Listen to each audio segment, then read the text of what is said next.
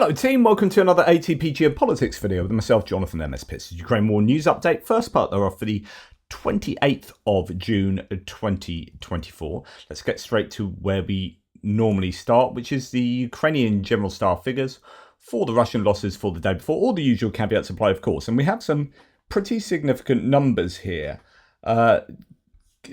Given where we've seen these stats over the last few days. And I don't know whether that calls into question sort of what I was saying over the last couple of days and previously. Anyway, 1,170 personnel losses, about where we've seen it. Really heavy losses for the Russians. They are losing significant numbers every single day. 24 tanks, so this is one that interests me because I was saying there were 3 tanks lost yesterday. Previously, only a few. Then there was a just above average day or 2 days, and then before that there was a day of 3 and 0. And I was saying, look, there aren't that many tanks. I think the Russians are, with the way they're using their tanks and creating these tracked garden sheds over these tanks and using them in the vanguard of either on their own or vanguard of 1 or 2 or 3 vehicles to attack. I think they're struggling with tanks, and then we have a day where 24 tanks are lost, and you're like, oh, okay, that's a significant number of tanks to lose in one day. But I don't know really what to think here. I mean, it could be just an anomalous day, that the Russians were stockpiling some tanks to attack all at once. Remember, they are still producing tanks, they're still repairing tanks, their facilities are still working, so they should still get fresh tanks in continually. It's just not enough tanks given the losses they have been having over every single week of every single month for the last 2 years. And whether they've just been able to stockpile for one big attack and they've lost some tanks in that, well, I don't know. Nonetheless, 24 tanks is a step away from what we've seen for the last week. 21 armoured personnel vehicles. I mean, to lose more tanks and APVs is pretty significant. 60 artillery systems is a massive number in that category. It's huge. So the Ukrainians must have been doing something yesterday for this, obviously, for some of these statistics to be posted. 1 multiple launch rocket system and 3 anti-aircraft warfare systems. We saw a lot of anti-aircraft warfare systems yesterday. 3 more today. I don't know what's happened there. We'll maybe see. Right, here's something, I was going to come to this in a little bit. There is talk that the S-500 radar system, or S-500 itself, has been hit last night. That's a rumour that's kicking around at the moment, but I have no evidence of that yet, other than rumour. But we have been waiting for that to be the case. Now, as you can see at the top, 1 aircraft, and we'll look at that. There's a video of that. So that's, I think, a Su-25. It's been taken out. And 46 vehicles and fuel tanks and 11 pieces of special equipment. So some really heavy figures there. Really good day for the Ukrainians. But a lot of tanks thrown into the mix. And I just don't quite know how to interpret that. Let's go to Andrew Perpetua's lost stats, who says... he gives you those stats which look to be, again, a day where the Ukrainians are losing quite a few bits of kit compared to the Russians. Is not the 3-to-1 plus ratio advantage we have seen on other days and what the Ukrainians need. Indeed, 53 Russian losses, 36 Ukrainian losses. So that's what, 1.5 to 1 Russian to Ukrainian losses is not enough for the Ukrainians there. Or at least too many Ukrainian losses. Let's look at the combat losses. We have 5, so what is it? 5, 6, 7, 8, 9, 10. So that's all of those. So 10 Russian losses, and we have 6, 11, 12 Ukrainian losses. Actually, Ukrainians have lost more combat losses than the Russians there. And that is not what they're going to want either. As for the destroyed versus damaged, it looks to be about 50% in the combat losses for the Ukrainians there, more than that of the civilian losses. There are, however, a number of pink decoy type ones there, and I don't know if he's included that, and that could shift the ratio a little bit. Anyway, let's pop into the Ukrainian losses first. Some comms equipment, howitzer, T-64s, a couple of damaged Bradleys, and some old Soviet era MP APCs, some MTLBs, a couple of M113s. It's not too significant. Some Max Pro, mine resistant ambush protection vehicles, nothing too significant there. Pickup trucks, minivans, motorcycles, etc., etc., etc. And then Lancets hitting close to things, but not hitting the actual piece of equipment that the Russians have claimed as Andrew has said here. Lancet, they claim it's hit an SPG, claim it's hit an SPG, claim it's hit howitzer, D-30. Lancet hit the defensive structure trying to reach an SPG. So the Russians often claim that they've hit things with Lancets, but closer analysis shows that they haven't quite hit what they've claimed. But anyway, a fair amount of stuff, but actually it's not too bad, I would say, really. They would just want the Russians to have lost a lot more. Well, as according to Andrew's stats here, we've got quite a few bits of surveillance and comms equipment, an excavator, probably up in the Kharkiv direction near Vovchansk, but who knows. Some artillery pieces there, nothing too much to shout about. Some quite a few tanks, actually. And that might go towards the higher tank losses that we've seen today. But sometimes these things take a little while to filter through. So it could be that tomorrow and the day after you see a few more of those pieces. Some infantry fighting vehicles, APCs, usual kind of stuff. Nothing crazy significant or high value for either side there, and which is a shame because there have been 2 days now of high claims of air defense pieces lost that the Russians have lost. Ukrainians have struck, apparently. So maybe over the next couple of days we'll see evidence of that. In the US debate last night, there is a quote from Trump. Ukraine is not going to win the war. They are running out of people. They've lost so many people because of Biden's stupid decisions. Of course, the decisions by Biden have been constrained. Like, he wanted to get aid to Ukraine 7 months ago, and you can see the effect that aid has directly had on the outcome on the battlefield over the last few months compared to what happened previously. So that is ostensibly utter nonsense, and in fact it should have been turned 180. If I'd been Biden, I would have got super bloody angry with Trump and shoved that right down his throat in no uncertain terms. Because that's not acceptable. Biden said that Putin will not stop at Ukraine and called him a war criminal.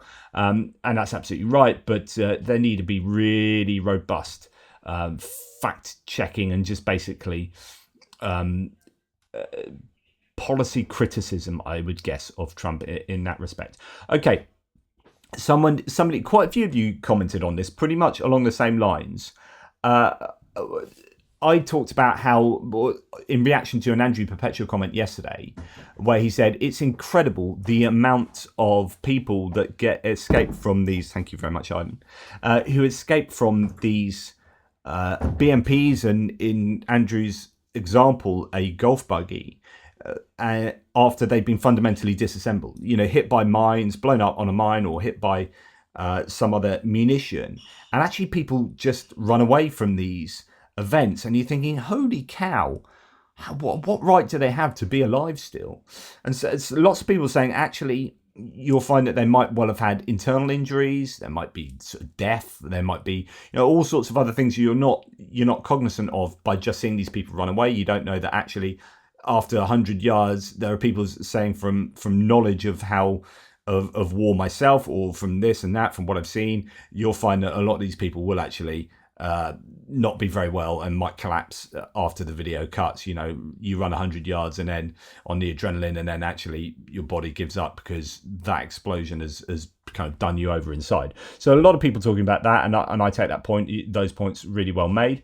Somebody's saying, and this is really fascinating because I've seen similar sorts of footage to this. So this is Eliana Freely saying, Jonathan, I was very amused at your disbelief in how people can survive their tank exploding, because I've had that exact same internal dialogue so many times.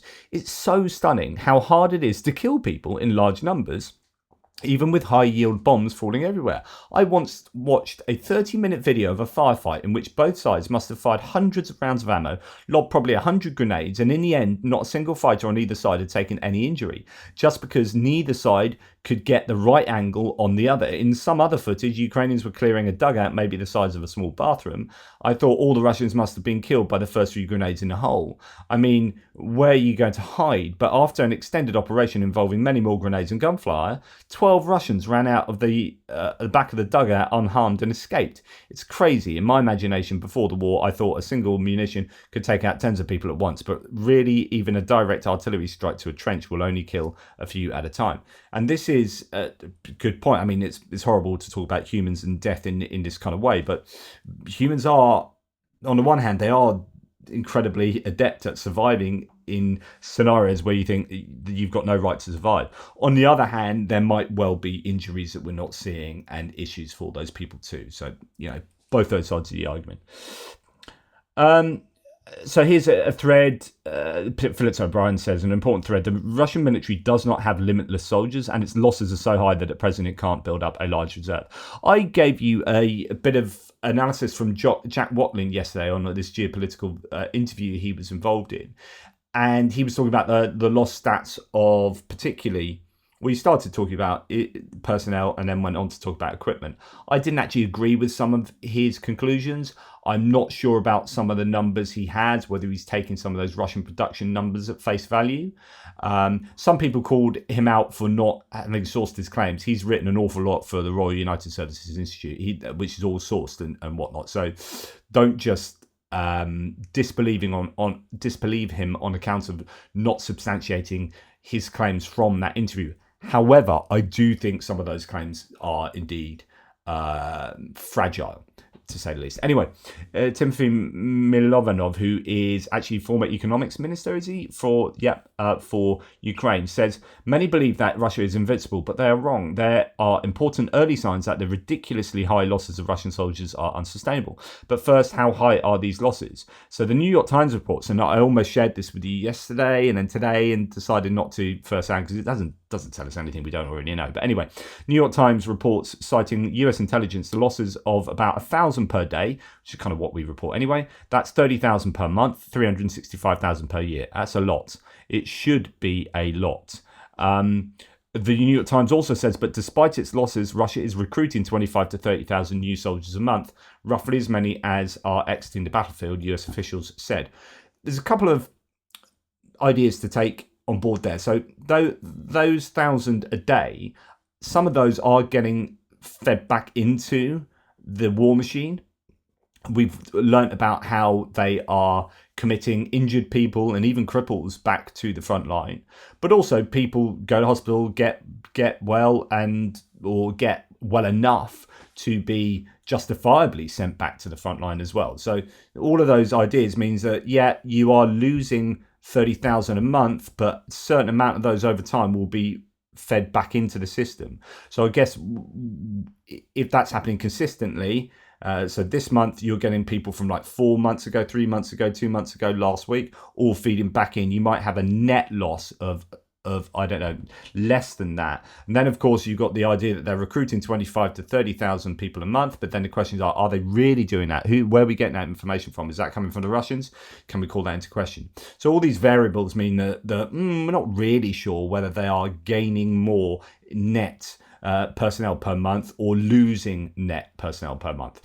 Milovanov says, this is sign one. Russia is killing people, all the people it can recruit, so it isn't capable of accumulating sufficiently more troops for any meaningful operation. I do generally believe this. So I think that they aren't recruiting enough to cover their losses and get themselves substantial reserves, which is why when it started to fail up in Kharkiv, they've had to draw from troops elsewhere on the front line. They don't have a depth of reserves. They don't have some large force waiting to attack elsewhere. Otherwise, they draw from them rather than active frontline troops. So this tells us that they are unable to recruit significantly beyond losses. So that 50,000 who attacked up in Kharkiv, how long have they been saving those people up? Well, there were also claims that some of those were straight from training camps, that actually they weren't particularly well trained either, that basically they just don't have those depths. So he continues, so it's capable of it isn't capable of accumulating sufficiently more troops for any meaningful operation, and that's why Russia needs a ceasefire to get the number of troops up. But the significant part here is that Russia does this by choice. In principle, if it can recruit 30,000 a month, it can choose to kill 10,000 a month, and within half a year, it will have 200,000 more combat-ready troops.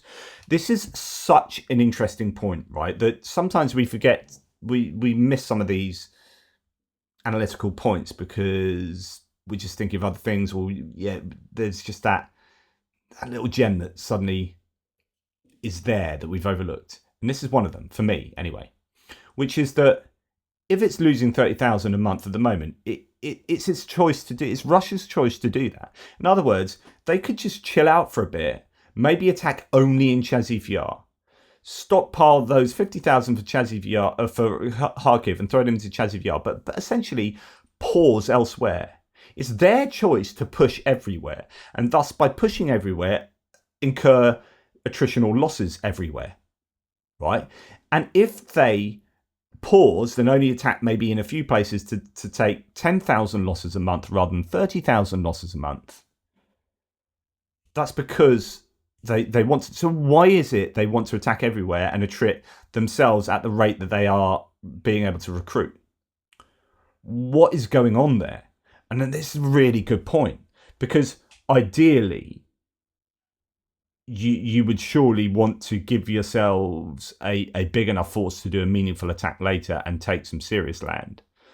Why do they feel the need to attrit at those levels? So it said it could choose to kill 10,000 a month and within half a year have 200,000 more combat ready troops.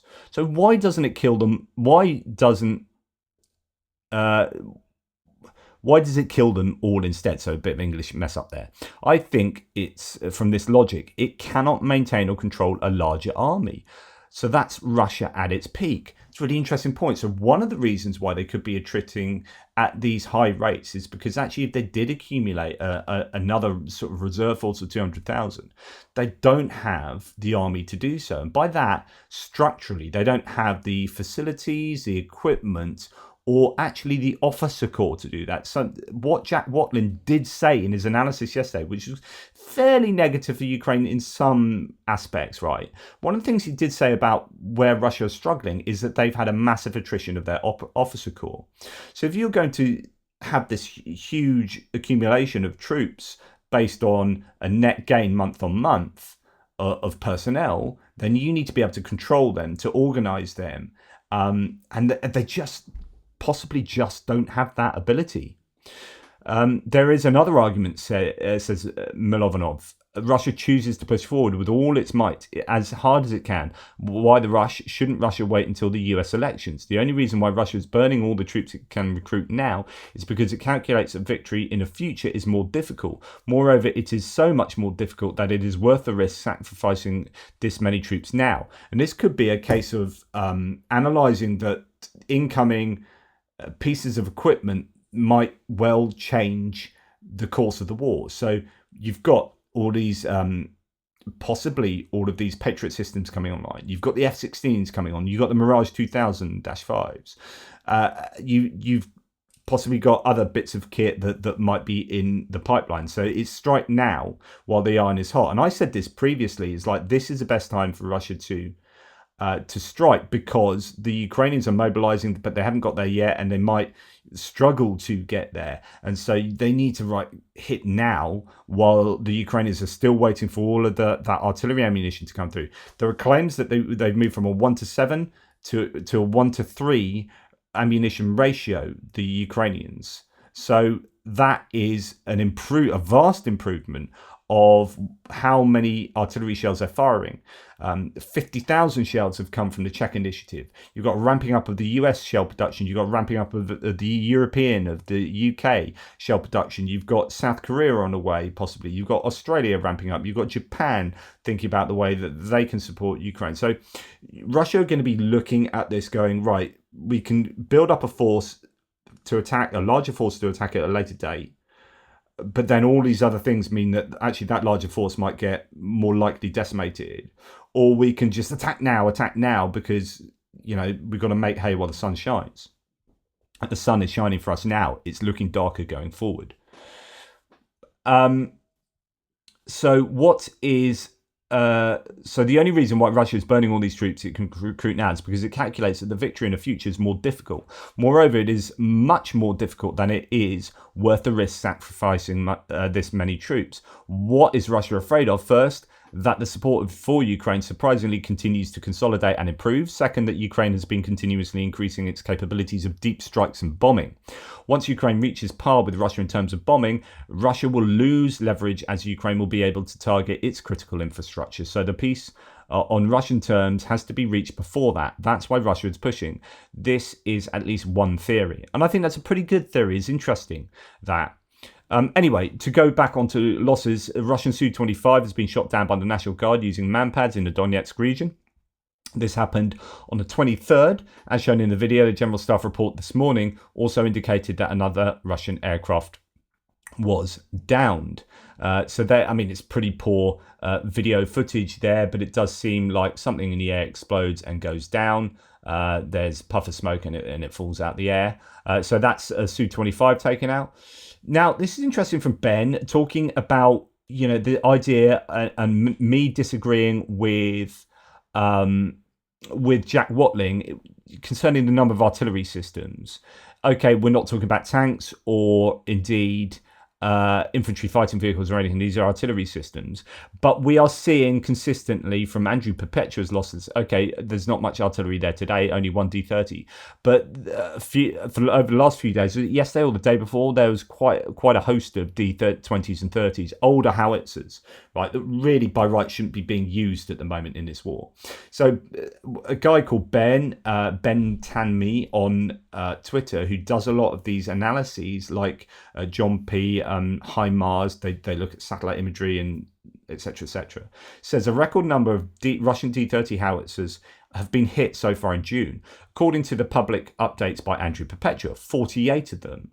So even though Andrew Perpetua readily admits that he doesn't see as much visual evidence for artillery losses than he does for other types of equipment, and I've explained why. I don't need to go into that again, but there are bona fide reasons why you don't see a lot of visual evidence for artillery losses much further back from the front line.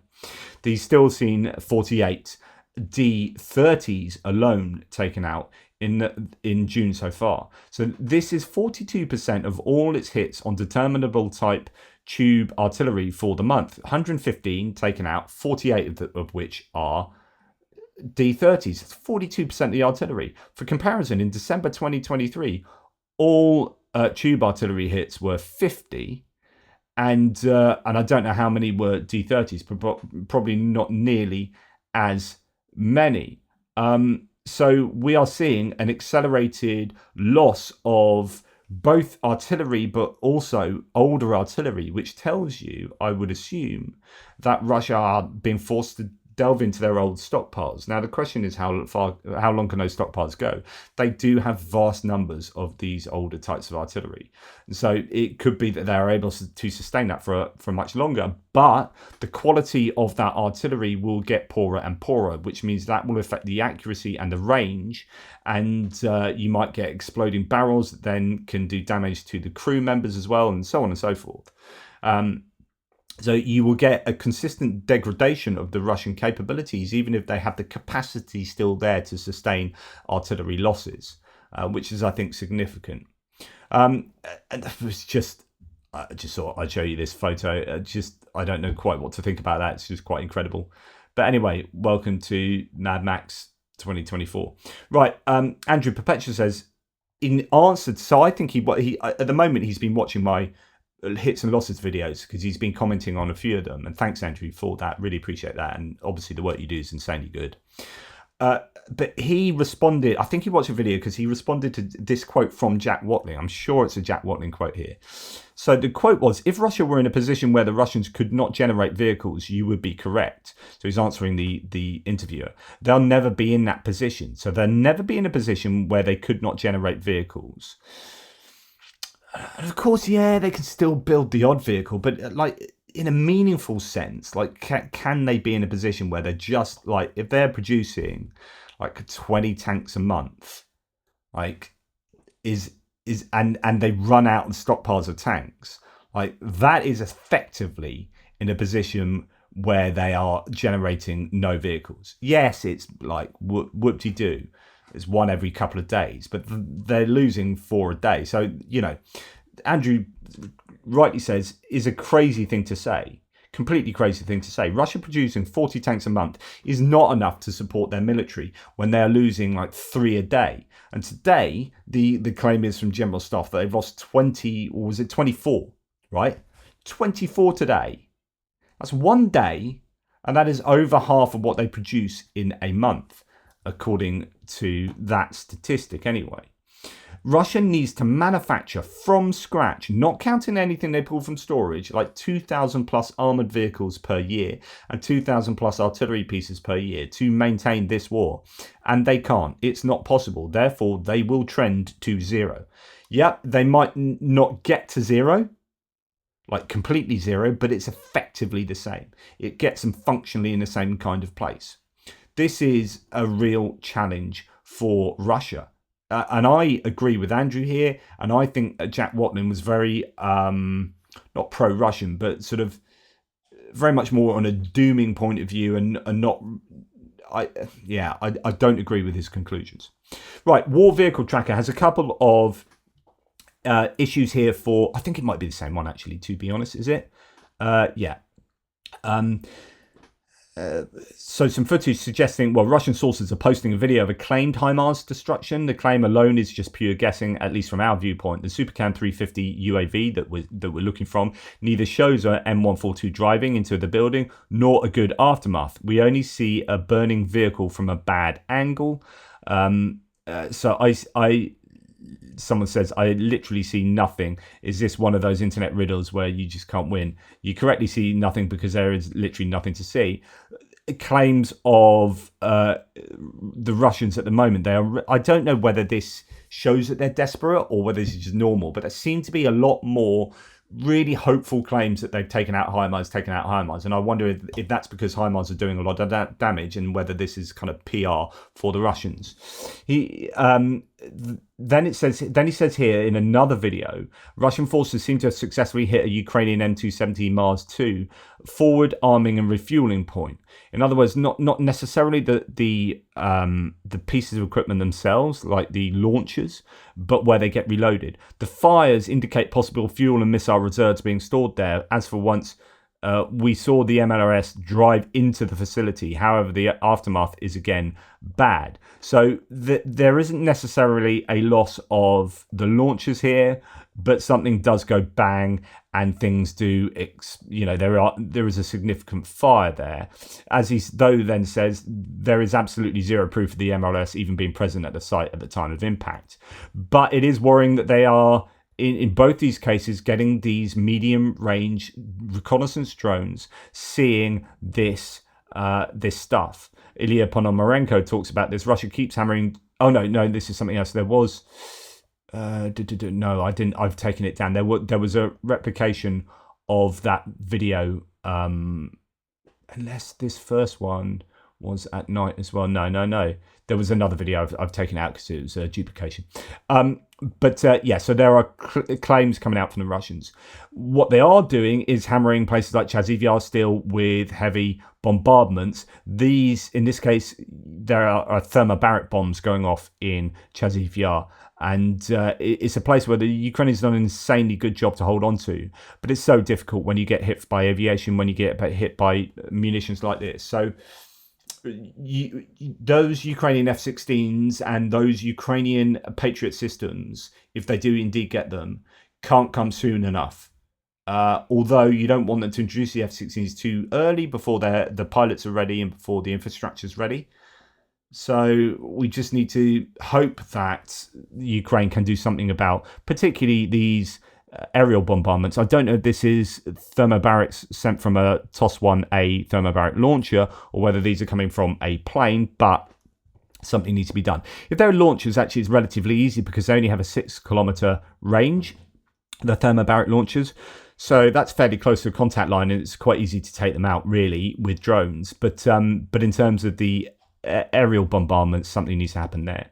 Now, in Yaroslav region, in the city of Lyubim, a massive fire engulfed a warehouse storing shoes, and a blaze covered an area of 4,800 square meters. This is a huge Russia on fire. The roof partially collapsed during the incident. Meanwhile, in the Moscow region, a construction market also caught fire, further adding to a series of unfortunate events. So that one in the Moscow region and one elsewhere. That one elsewhere, this is a really sizable fire. As you heard, 4,800 square meters is a big old fire. So that is a bit of a challenge there for the Russians. Well, actually, that warehouse was supposedly a warehouse with uniforms and shoes for the Russian army. So it is actually potentially a military site that has been sabotaged rather than just a random fire at a warehouse. As mentioned here, 5,000 square meters. Really big fire at that one. Then there's Atesh partisans targeted the railway line through which the Russians supply heavy equipment and ammunition from Crimea to the Kherson region. So it's just a small fire in a relay box. But like I said before, that's really low risk stuff that you can do fairly easily. Just go get a Molotov cocktail, throw it at a relay box, run away. No one knows any the wiser. Out in the middle of nowhere, no CCTV. I'm fairly sure that this is kind of easy for the Ukrainians to do, and yet it can still cause quite a bit of an issue for the Russian logistics there. I just want to do a corrective. I talked about twice. I mentioned this account by The Analyst that was being shared on the socials, just giving, I think it was an update on Kharkiv that was pretty decent. Anyway, someone on my video said, Jonathan, I've been trying to find a way to contact you because your 26th of June frontline update, you used an article written by me that was listed as from, quote, The Analyst, but had been completely lifted from my Telegram channel, Military and Strategic, without any credit. It was quite a surprise to me and my 3,127 channel members. My channel is linked here. Of course, YouTube takes out links or deletes the comments. I would ask you to at least to look to prove its origin. My previous comment on this issue was deleted. That would have been YouTube deleting that. Thanks for reaching out and for clarifying that. And of course, I don't have time to check all of my sources that they are correctly sourcing their own claims. Otherwise, it's just turtles all the way down, and I'd spend forever and a day and not produce any content.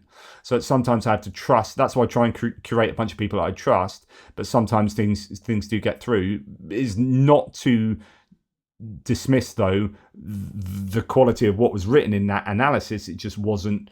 It was already a bit unknown anyway. It's like The Analyst, who's that? And I did say take it with a grain of salt. Don't know the provenance of this. So anyway, but thanks for reaching out there. Okay, going on to distant strikes. We'll go to the UK intelligence update first because it talks about strikes that have been carried out. With Ukraine successfully denying Russia's ability to establish control of the airspace over Ukraine, Russia has been restricted in its ability to exploit its substantial force of fast jet and bomber aircraft. To overcome this failing, Russia has become heavily dependent on the prolific use of relatively low-cost uncrewed aerial vehicles, UAVs. These have been used to suppress Ukrainian air defences and attack targets, both military and civilian, beyond the range of its artillery. Oh, good cup of tea. Not quite hot enough now that I've waited so long. On June 21st, 2024, the Ukrainian Navy and Security Service of Ukraine reported they had struck Russian 726th Air Defense Training Center at Yeysk Airfield in Russia. This base is one of the least five from which Russia is one of at least five from which Russia launches its drone attacks against Ukraine. The strike reportedly destroyed 120 UAVs of differing types and wounded 9 personnel. Now, why this is important? Well, it's important because Ukraine are striking at Russia's drone capabilities, but actually, where is it? It is somewhere. Oh, here it is.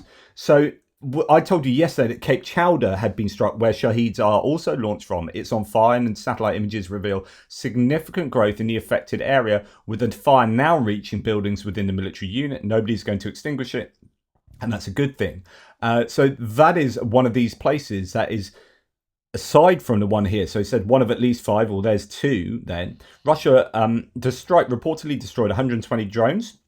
So remember, it was a whole bunch of Shaheeds, Zala, reconnaissance drones, and Lancet drones of different types, and wounded 9 personnel. It's highly likely that in the short term, these strikes will cause some disruption to Russia's ability to use drones to strike targets deep within Ukrainian territory from these locations. There is a realistic possibility that Russia will disperse its drone operations to less vulnerable bases, and hence the impact will likely be temporary. It is likely that Ukraine will exploit its recent successes and continue with its counter-drone campaign to the detriment of Russia. Yeah, so good stuff there.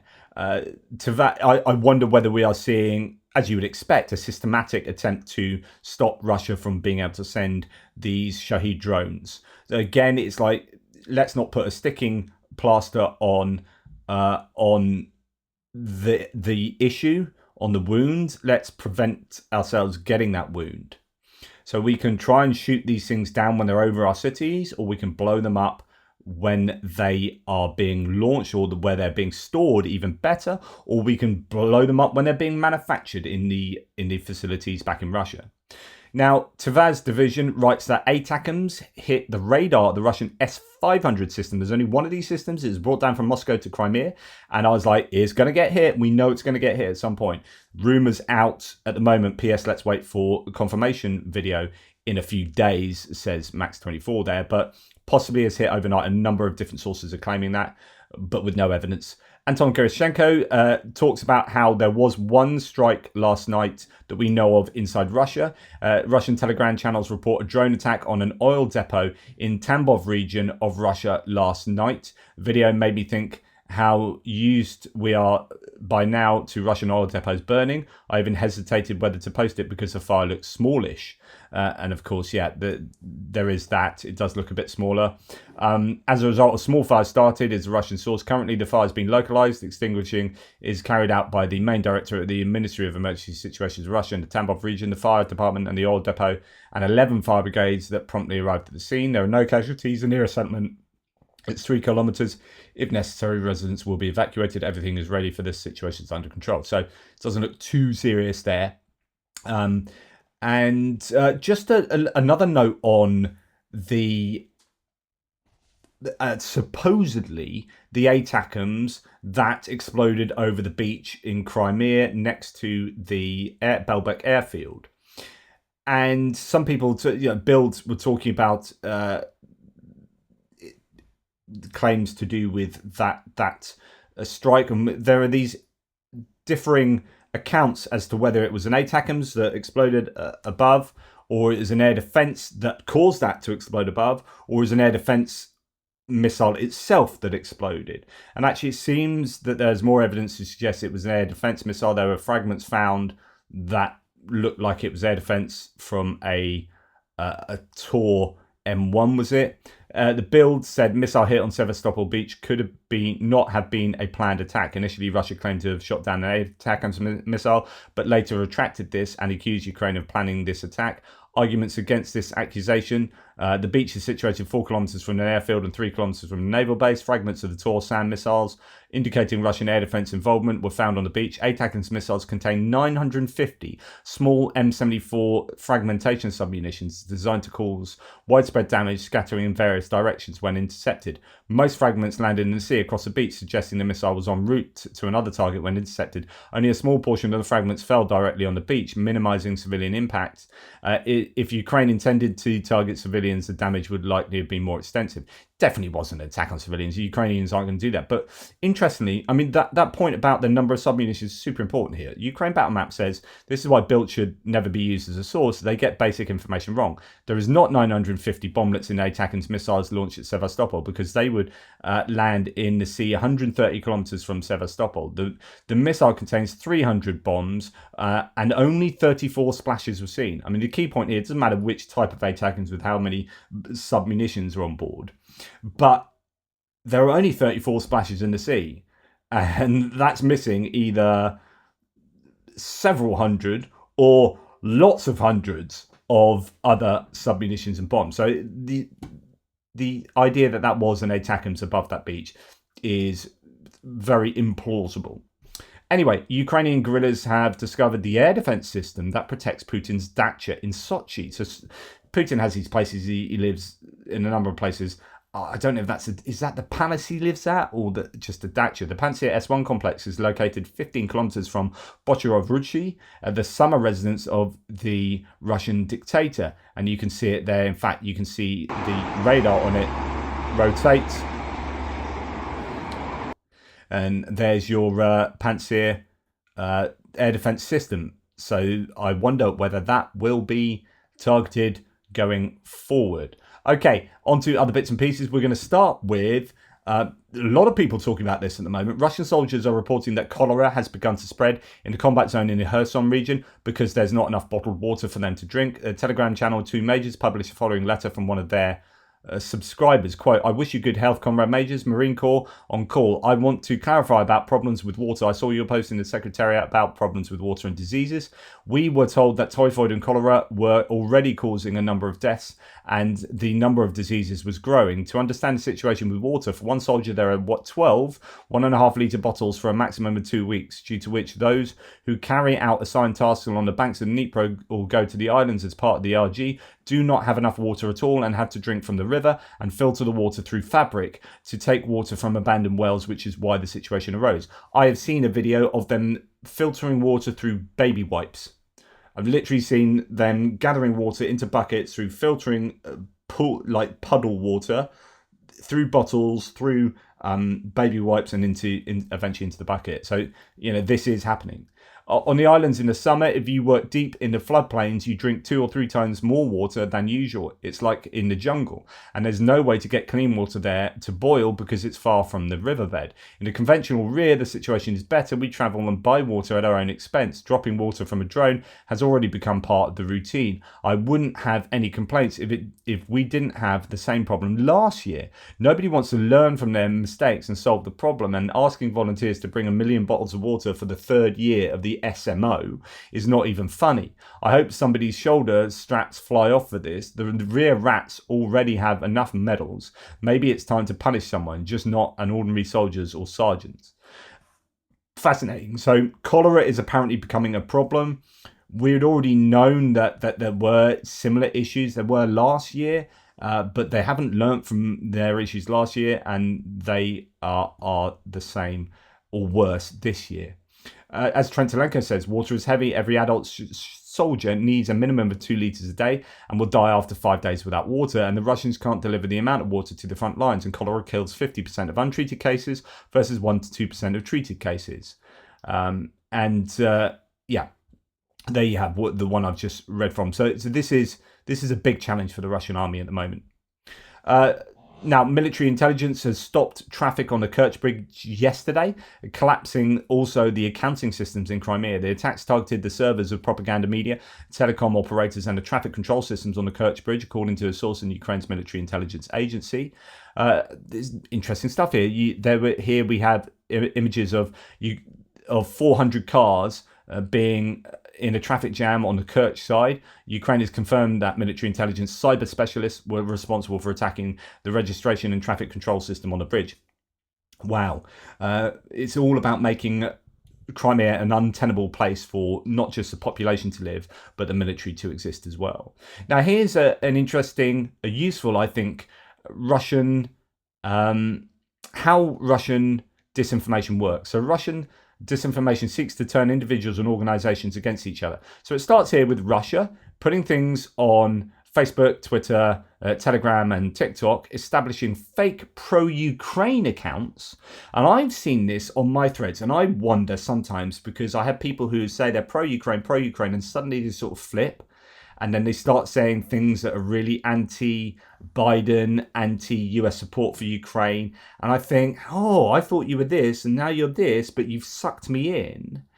And I'm thinking there's something in that, as well as the people who are overtly pro-Russian to begin with. There are very clever ways of sowing disinformation. It's is it the rotten herring approach, the 60-40 approach, where 60% of what you say is bona fide, 40% of what you say is Russian agenda. So someone who's like pro-Ukraine, maybe pretending to be American, pro-Ukraine, yeah, I'm up for this. I'm actually a Trump supporter, but I'm up for this. Oh, Ukraine shouldn't be doing that. No, I don't support this. Oh, Biden should be doing that. And you're like, yeah, but you're, and you kind of like go along with it. And then, I need to think about this. Like, what really is your agenda here, my son? So establish fake pro-Ukrainian accounts, right? And this can work in 2 ways.